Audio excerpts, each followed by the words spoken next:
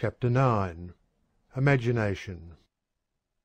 The imagination belongs to the general class of mental processes called the representative faculties, by which is meant the processes in which there are represented, or presented again, to consciousness impressions previously presented to it.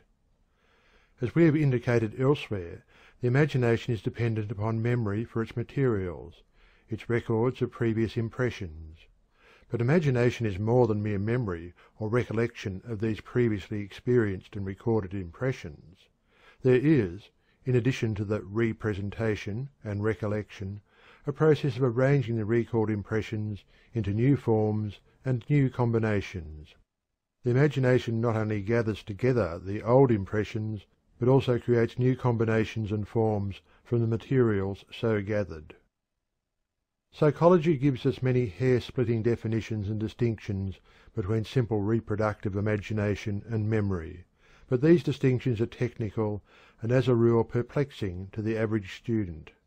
In truth, there is very little, if any, difference between simple reproductive imagination and memory, although, when the imagination indulges in constructive activity, a new feature enters into the process which is absent in pure memory operations. In simple reproductive imagination there is simply the formation of the mental image of some previous experience, the reproduction of a previous mental image. This differs very little from memory, except that the recalled image is clearer and stronger. In the same way, in ordinary memory, in a manifestation of recollection, there is often the same clear, strong mental image that is produced in reproductive imagination. The two mental processes blend into each other so closely that it is practically impossible to draw the line between them, in spite of the technical differences urged by the psychologists. Of course, the mere remembrance of a person who presents himself to one is nearer to pure memory than to imagination, for the process is that of recognition. But the memory or remembrance of the same person when he is absent from sight is practically that of reproductive imagination. Memory, in its stage of recognition, exists in the child mind before reproductive imagination is manifested. The latter, therefore, is regarded as a higher mental process. But still higher in the scale is that which is known as constructive imagination. This form of imagination appears at a later period of child mentation, and is regarded as a later evolution of mental processes of the race.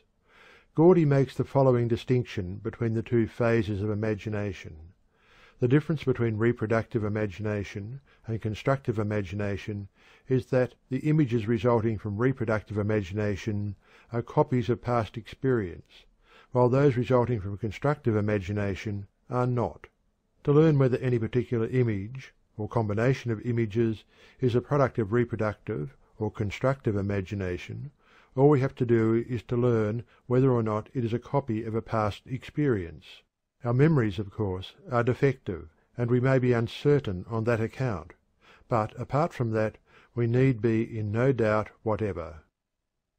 Many persons, hearing for the first time the statement of psychologists that the imaginative faculties can represent and reproduce or recombine only the images which have previously been impressed upon the mind, are apt to object that they can, and frequently do, image things which they have not previously experienced.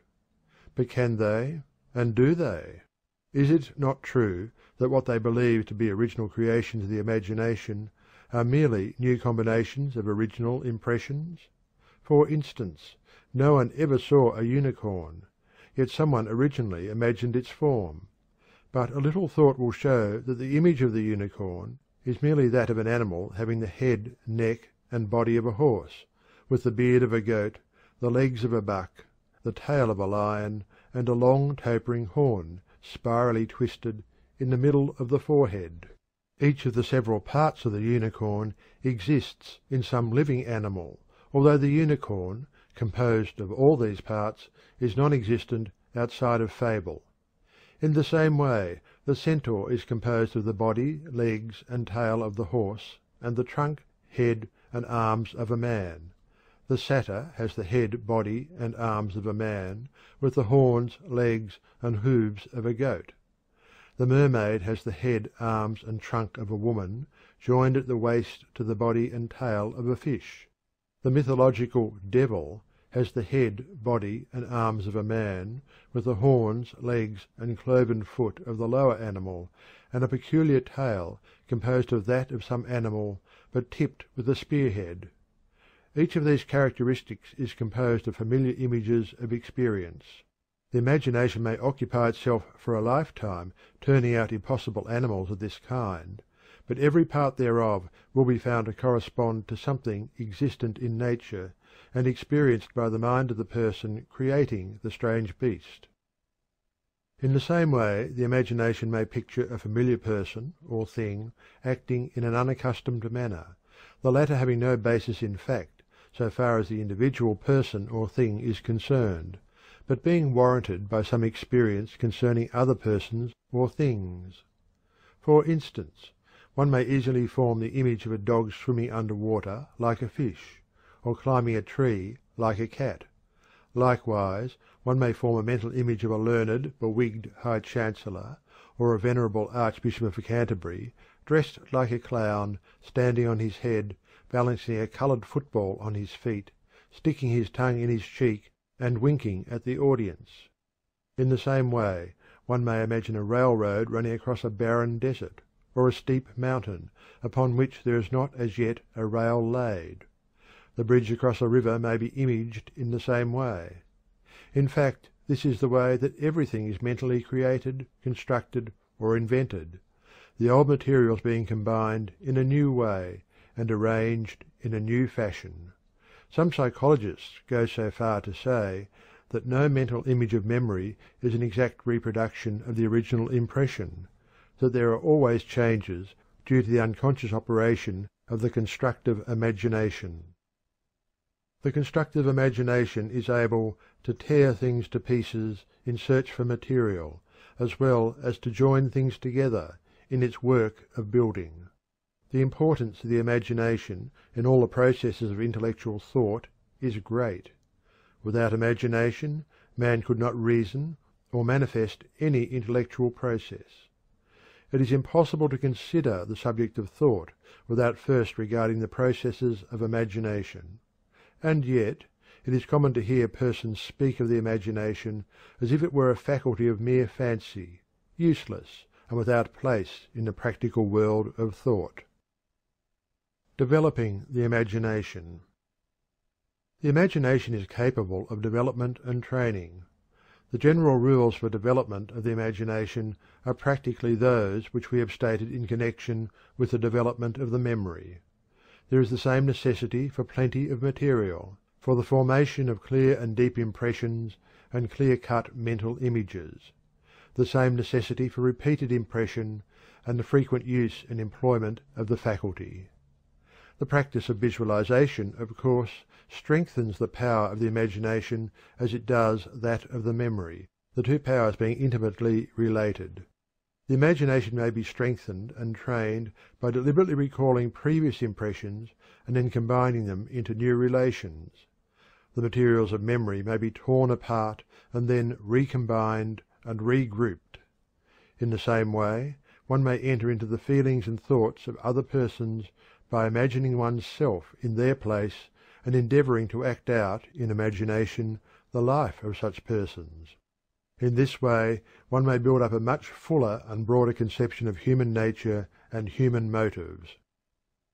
In this place, also, we should caution the student against the common waste of the powers of the imagination and the dissipation of its powers in idle fancies and daydreams. Many persons misuse their imagination in this way, and not only weaken its power for effective work, but also waste their time and energy. Daydreamers are notoriously unfit for the real practical work of life. Imagination and ideals. And finally, the student should remember that in the category of the imaginative powers must be placed that phase of mental activity which has so much to do with the making or marring of one's life, the formation of ideals. Our ideals are the patterns after which we shape our life. According to the nature of our ideals is the character of the life we lead. Our ideals are the supports of that which we call character. It is a truth, old as the race, and now being perceived most clearly by thinkers, that indeed, as a man thinketh in his heart, so is he. The influence of our ideals is perceived to affect not only our character, but also our place and degree of success in life. We grow to be that of which we have held ideals. If we create an ideal, either of general qualities, or else these qualities as manifested by some person living or dead, and keep that ideal ever before us, we cannot help developing traits and qualities corresponding to those of our ideal. Careful thought will show that character depends greatly upon the nature of our ideals. Therefore we see the effect of the imagination in character building. Moreover, our imagination has an important bearing on our actions. Many a man has committed an imprudent or immoral act which he would not have done had he been possessed of an imagination which showed him the probable results of the action. In the same way, many men have been inspired to great deeds and achievements by reason of their imagination picturing to them the possible results of certain action. The big things in all walks of life have been performed by men who had sufficient imagination to picture the possibilities of certain courses or plans.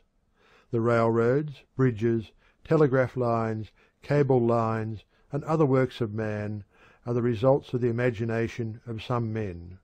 The good fairy godmother always provides a vivid and lively imagination among the gifts she bestows upon her beloved godchildren. Well did the old philosopher pray to the gods, "And, withal, give unto me a clear and active imagination." The dramatic values of life depend upon the quality of the imagination. Life without imagination is mechanical and dreary. Imagination may increase the susceptibility to pain, but it pays for this by increasing the capacity for joy and happiness. The pig has but little imagination, little pain, and little joy, but who envies the pig? The man with a clear and active imagination is in a measure a creator of his world, or at least a re-creator. He takes an active part in the creative activities of the universe, instead of being a mere pawn pushed here and there in the game of life. Again, the divine gift of sympathy and understanding depends materially upon the possession of a good imagination. One can never understand the pain or problems of another unless he first can imagine himself in the place of the other. Imagination is at the very heart of sympathy. One may be possessed of great capacity for feeling, but owing to his lack of imagination may never have this feeling called into action. The person who would sympathize with others must first learn to understand them and feel their emotions. This he can do only if he has the proper degree of imagination. Those who reach the heart of the people must first be reached by the feelings of the people, and this is possible only to him whose imagination enables him to picture himself in the same condition as others, and thus awaken his latent feelings and sympathies and understanding. Thus it is seen that the imagination touches not only our intellectual life, but also our emotional nature. Imagination is the very life of the soul.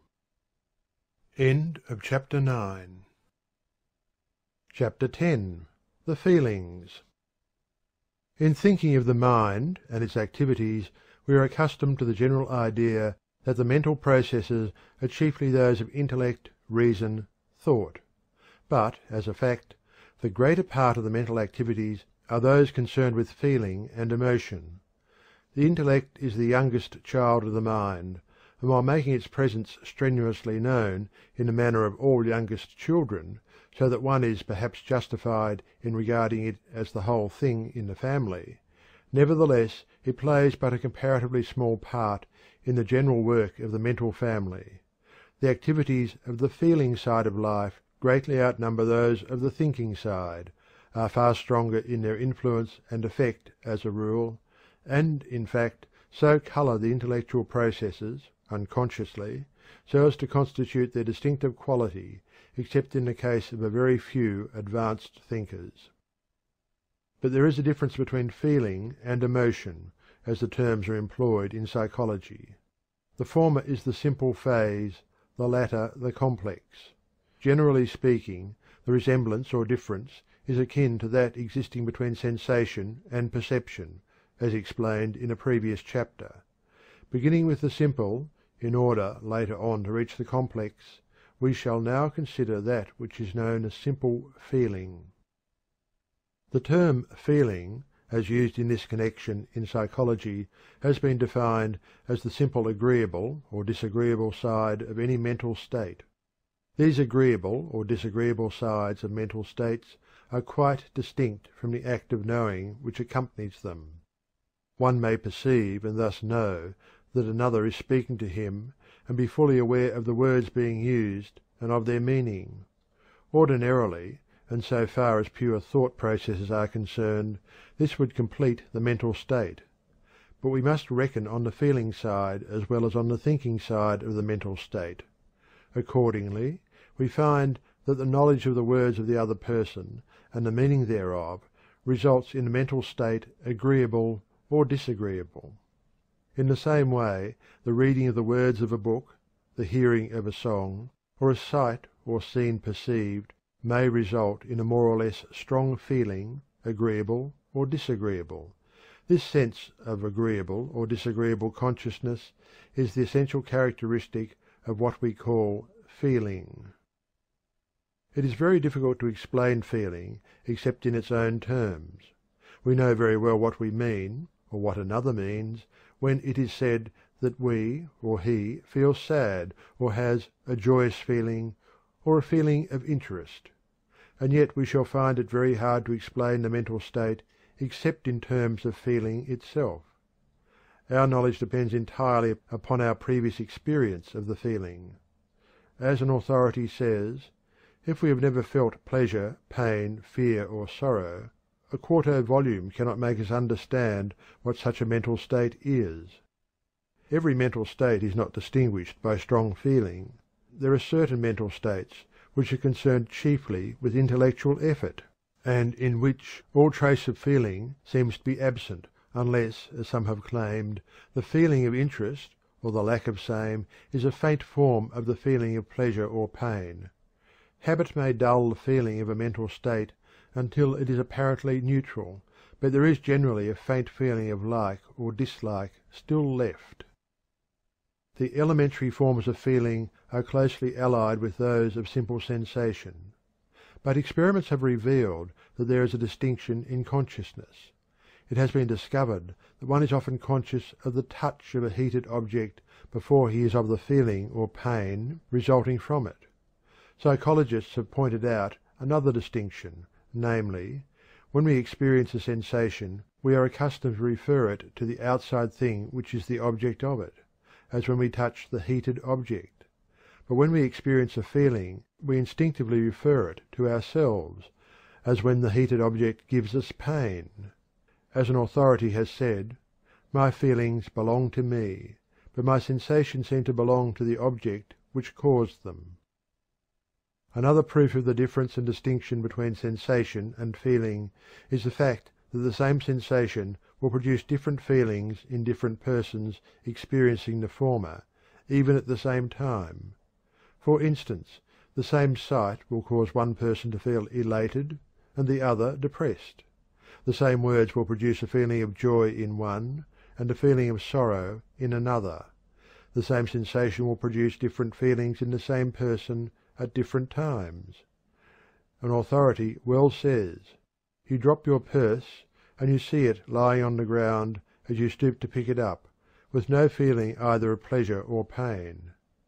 But if you see it after you have lost it and have hunted for it a long time in vain, you have a pronounced feeling of pleasure." There is a vast range of degree and kind in feeling. Gordy says, "All forms of pleasure and pain are called feelings. Between the pleasure which comes from eating a peach and that which results from solving a difficult problem, of learning good news of a friend, or thinking of the progress of civilization, between the pain that results from a cut in the hand and that which results from the failure of a long-cherished plan or the death of a friend, there is a long distance. But the one group are all pleasures, the other all pains, and whatever the source of the pleasure or pain, it is alike feeling. There are many different kinds of feelings. Some arise from sensations of physical comfort or discomfort, some from purely physiological conditions, others from the satisfaction of accustomed tastes, or the dissatisfaction arising from the stimulation of unaccustomed tastes, others from the presence or absence of comfort, others from the presence or absence of things or persons for whom we have an affection or liking.